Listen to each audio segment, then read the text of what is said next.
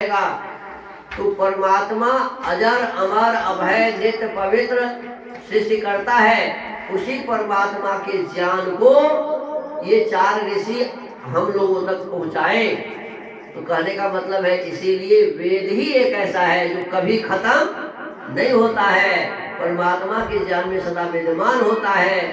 और इस सृष्टि में चार ऋषियों को मिला और उनके माध्यम से आज हमारे तक ये पहुंचा हुआ है।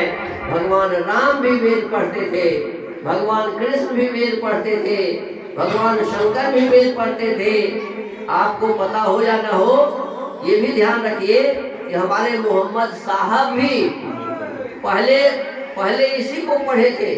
अभी हमारे जितने भी क्या कहते हैं इस्लाम धर्म को जानने वाले हमारे बड़े बड़े विद्वान हैं, वो साफ साफ कहते हैं उनमें भी अब चतुर्वेदी बन रहे हैं। लोग चारों वेद को पढ़ करके हमारे मुसलमान भाई चतुर्वेदी बन रहे हैं। और वो ये कह रहे हैं कि ये सही बात है कि संसार में सबसे पहले वेद आया। कहते हैं वो कि संसार में सबसे पहले वेद आया और कुरान को अंतिम इल्हाम बताते हैं। मोहम्मद साहब ने अंतिम इल्हाम के रूप में कुरान दिया और वेद को वो भी सबसे पहले मानते हैं। तो कहने का मतलब है कि वेद जब सबसे पहले का है, वेद जब सृष्टि के आदि में परमात्मा ने दिया, जिसको सब मानते हैं, चाहे ईसाई हो, चाहे मुसलमान हो, चाहे हिंदू हो, सभी मजहब मानते हैं। तो उस वेद को पढ़ने वाले भगवान राम थे, भगवान कृष्ण थे, उनके दादा परदादा थे, सभी लोग जब वेद ही पढ़ते थे तो हम आपको क्या हो गया, हम आप उस वेद से दूर क्यों भाग गए? विचारना चाहिए कि नहीं विचारना चाहिए? तो हमारी प्रार्थना है कि हम आप सभी देखिए, महर्षि दयानंद सरस्वती जी ने सत्यार्थ प्रकाश को लिखा है और इस सत्यार्थ प्रकाश में बड़े ही गंभीरता से सारे धर्मों की चर्चा की है, सारे संप्रदायों की चर्चा की है और वेदों की भी चर्चा की है। तो आपको और उन्होंने छोड़ा है आपके बुद्धि पर कि आप अपने बुद्धि को दौड़ाइए, विचार करिए कि सचमुच में वेद सनातन धर्म है या वेद के अलावे जो हम कर रहे हैं वो सनातन धर्म है। विचार करिए। तो इस पर विचार करने के लिए हमें स्वतंत्र छोड़ दिया है और विचार करके हमें उस वेद के बताए हुए मार्ग को अपने जीवन में धारण करना चाहिए। तो इसका स्वाध्याय प्रतिदिन हम करते हैं। तो इसमें देखिए लिखा हुआ है कि इसमें 14 समोल्लास है। समोल्लास का मतलब चैप्टर, अध्याय। और इस 14 समोल्लास में जो सबसे पहला समोल्लास है उसमें है ईश्वर के ओंकार आदि नामों की व्याख्या। माने परमात्मा के बहुत सारे नाम हैं, उसमें एक नाम उनका ओम है। तो ओम परमात्मा का मुख्य नाम है और उसके बाद बहुत सारे अनंत नाम परमात्मा के हैं। तो इसकी व्याख्या पहला समोल्लास में है। दूसरे समोल्लास में संतानों को किस प्रकार की शिक्षा देनी चाहिए। मेरे छोटे छोटे बच्चे हैं, इन बच्चों को कैसी शिक्षा देनी चाहिए। तो यदि हम इसको पढ़ेंगे तो हम अपने बच्चे को सही शिक्षा दे सकेंगे। तीसरे समोल्लास में लिखा है कि ब्रह्मचर्य क्या होता है, पठन पाठन की व्यवस्था कैसे होनी चाहिए, सत्य असत्य ग्रंथ कौन है और पढ़ने पढ़ाने की क्या रीति है, माने नियम, पढ़ने पढ़ाने का नियम क्या है। ये सब हमारे लिए ही बना हुआ है। तो जब हम इसको पढ़ेंगे तो हमें पता चलेगा कि पढ़ने पढ़ाने का सही रूप क्या है और उस हिसाब से हम पढ़ेंगे पढ़ाएंगे। चतुर्थ समोल्लास में विवाह और विवाहाश्रम का व्यवहार, एक गृहस्थ को परिवार में कैसे रहना चाहिए, एक पति का क्या कर्तव्य है, एक पत्नी का क्या कर्तव्य है, एक दूसरे के प्रति हमारा क्या कर्तव्य है, इस सबको इस चौथे समोल्लास में बताया गया है। और विवाह कैसे समय में किसके साथ करना चाहिए, इसमें लिखा हुआ है कि अनमेल विवाह कभी नहीं होना चाहिए। अनमेल का मतलब है एक एमए पास और एक लिख लोढ़ा पर पत्थर, ऐसे का विवाह होगा तो कभी मेल रहेगा क्या? कभी भी मेल नहीं रहेगा। एक का उम्र 60 वर्ष और एक का उम्र 6 वर्ष, बताइए ये विवाह होना चाहिए क्या? लेकिन ये भी लोग करते हैं।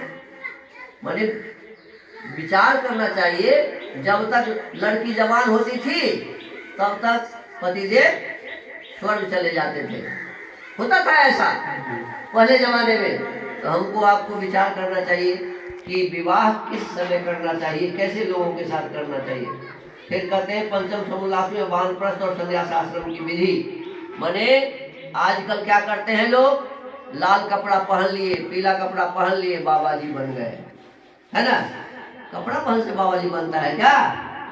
आजकल दाढ़ी बढ़ा लिया अब बाबा जी बन गए। अरे दाढ़ी बढ़ाने से, कपड़ा रंगने से, जटाजूट बढ़ाने से लोग बाबा जी नहीं बनते हैं। दाढ़ी बढ़ा जोगी हो गया बकरा, बकरा का भी दाढ़ी होता है। दाढ़ी बढ़ाने से कोई महान हो जाता है क्या?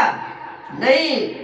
तो साधु किसे कहते हैं, सन्यासी किसे कहते हैं, ये बात जानना चाहिए। और इसके लिए इसमें 5वां अध्याय है, ठीक से पढ़िए तो पता चलेगा कि साधु कैसा होना चाहिए। आज लोग हम साधु के चक्कर में ज्यादा ठगाते हैं। हम लोग है, कोई भी आता है लाल कपड़ा पहन के, हम समझते हैं ये बाबा है, और बाबा के चक्कर में हम फंस जाते हैं। कई बाबा तो लोटा भी उठा के ले जाता है। हाँ, ऐसे ऐसे भी बाबा हैं जो ठग के चले जाते हैं। तो हम बाबा से न ठगाएं, इसके लिए 5वां अध्याय पढ़िए। 6ठा समूला से राजधर्म, हमारी राजनीति कैसी होनी चाहिए।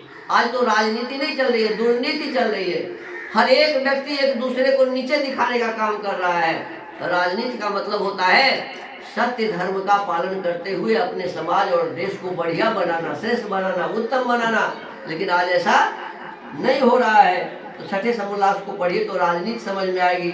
7वें समोल्लास में वेद और ईश्वर क्या है, इसके संबंध में विशेष रूप से विस्तृत रूप से बताया हुआ है। तो हमें इसको इसके लिए पढ़ना चाहिए। 8वें समोल्लास में जगत की उत्पत्ति, ये संसार कैसे बन गया, हमारा आपका ये शरीर कैसे बन गया, सारे जीव जंतुओं के शरीर कैसे बन गए, फिर ये कैसे चल रहे हैं और एक दिन ऐसे कैसे खत्म हो जाएगा, ये सभी चर्चा है इसमें। तो ये 8वें समोल्लास में हमें पढ़ना चाहिए। 9वें समोल्लास में विद्या क्या है, अविद्या क्या है, बंध क्या है, मोक्ष क्या है, इसकी व्याख्या है। 10वें समोल्लास में आचार माने क्या करना चाहिए, अनाचार क्या नहीं करना चाहिए, भक्ष्य क्या खाना चाहिए और भक्ष्य क्या नहीं खाना चाहिए, इसकी व्याख्या है। 11 समोल्लास में आर्यावर्तीय मत मतांतर का खंडन मंडन विषय है। भारतवर्ष में चलने वाले जितने भी मत पंथ हैं सबके बारे में इसमें लिखा हुआ है। आप इस एक पुस्तक को, एक अध्याय को पढ़ने से भारतवर्ष के सारे मत मतांतरों की जानकारी हासिल कर सकेंगे, सही जानकारी हासिल कर सकेंगे। फिर है 12 समोल्लास में चारवाक कौन था, बौद्ध कौन था, जैन कौन था और इसका मत क्या है। नास्तिक मत कहते हैं इसे, ये ईश्वर को नहीं मानते। बौद्ध भी और जैन भी ये सब ईश्वर को नहीं मानते। इसके बाद 13वां है त्रयोदश समोल्लास, ईसाई मत क्या है। ईसाई का जो बाइबिल है उस बाइबिल के माध्यम से जो बताया हुआ है कि ईसाई मत क्या है। फिर 14वें समोल्लास में मुसलमानों के मत का विषय है, कुरान के आधार पर बताया हुआ है कि इस्लाम मत क्या है। तो हमको आपको मात्र एक पुस्तक के पढ़ने से सारे संसार के धर्म के संबंध में जानकारी मिल जाती है। और 14 समोल्लासों के अंत में आर्यों के सनातन वेद विहित मत की विशेषता इसमें व्याख्या लिखी गई है। स्वामी दयानंद सरस्वती जी कहते हैं, जिसको मैं भी यथावत मानता हूँ। हम प्रतिदिन इससे स्वाध्याय करते हैं। आज हमारा प्रथम समोल्लास का विषय चल रहा है और प्रथम समोल्लास में कल हमने पढ़ा था कि आचार्य किसे कहते हैं। तो आचार्य के नहीं, गुरु किसे कहते हैं। कल पढ़ा था कि गुरु किसे कहते हैं। तो गुरु के बारे में जो बताया, जो सत्य धर्म प्रतिपादक।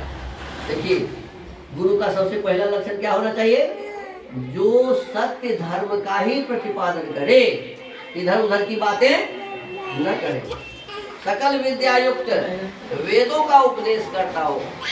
जो वेदों का उपदेश करे वो गुरु है। सृष्टि की आदि में अग्नि वायु आदित्य अंगिरा और ब्रह्मादि गुरुओं का भी गुरु, और जिसका नाश कभी नहीं होता, इसलिए उस परमेश्वर का नाम गुरु है। तो सबसे बड़ा गुरु कौन है, ईश्वर। सबसे बड़ा गुरु कौन हमारा है, ईश्वर। तो ईश्वर को गुरु माने, और इधर के भी गुरु वही है जो इसी प्रकार के उनका जीवन सत्य से युक्त हो, सत्य धर्म से युक्त हो, वेदों से युक्त हो। आज हम पढ़ेंगे अज। परमात्मा का एक नाम अज है। अज गति भक्त क्षेपणयो जनी प्रादुर्भावे, इन धातुओं से अज शब्द बनता है। योजति सृष्टि प्रति सर्वान प्रकृत्यादीन पदार्थान प्रक्षिपति जानाति जनयति च कदाचिन न जायते सोजः। जो सब प्रकृति के अवयव आकाशादि भूत परमाणुओं को यथायोग मिलाता, जानता, शरीर के साथ जीवों का संबंध करके जन्म देता और स्वयं कभी जन्म नहीं लेता, इससे उस ईश्वर का नाम अज है। परमात्मा का नाम अज इसलिए है कि वो जन्म नहीं लेता है, लेकिन दुर्भाग्य से हम लोग परमात्मा को जन्म भी देते हैं, है ना। कोई जन्माष्टमी के दिन परमात्मा को सब साल 12 बजे रात में परमात्मा का जन्म देता है, करता है ना लोग। कहिए तो कहाँ भगवान सब साल जन्म लेते हैं और है कहाँ है। रामनवमी के दिन राम जी को का जन्म करवाते हैं। भगवान कभी भी जन्म नहीं लेते, बिना जन्म लिए ही सूर्य बना दिया, बिना जन्म लिए ही सारे संसार को बनाया। तो एक रावण को मारने के लिए जन्म लेके मारेंगे क्या? जिसको बनाया उसको बिना जन्म लिए मार नहीं सकते हैं क्या? मार सकते हैं। परमात्मा में वो सारी क्षमताएं हैं। तो परमात्मा जब संसार को भी समाप्त कर देते हैं प्रलय काल में, तो उसको एक व्यक्ति को मारने के लिए जन्म लेने की क्या आवश्यकता है? हम आप इस बात को समझ नहीं पाते हैं। जब ज्ञान विज्ञान प्राप्त करेंगे तो समझ में आएगा कि आखिर परमात्मा को जन्म लेने का क्या प्रयोजन है। यदा यदा ही धर्मस्य ग्लानिर्भवति भारत लोक